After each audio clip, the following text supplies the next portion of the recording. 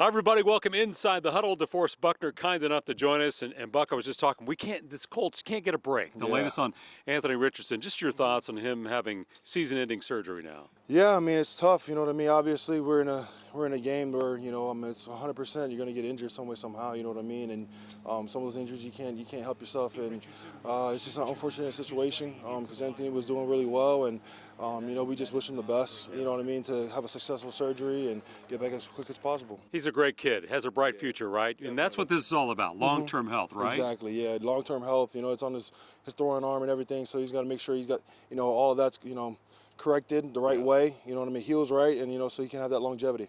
Gardner Minshew, you go against him about every day now. What do you think of Gardner? Yeah, obviously, collectively as a whole group, we had a tough game, you know what I mean, and Gardner had a tough game, and you know what, I know he's the type of competitor that he is. He's going to learn from it.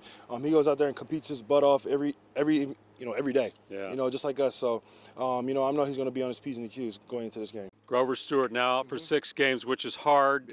What does that mean to you? Does that mean you're going to see more double teams, put more pressure on you as a player? You know what? Bring it on, honestly, right? Yeah, I mean, you know what? It's an unfortunate situation because I know Grover would never, intentionally put our team or himself in that position, and we're all behind Grover, and we're going to make sure we hold down the fort till he gets back. All right, let's talk about the Browns coming to town. This team's rolling all of a sudden, beating the Niners.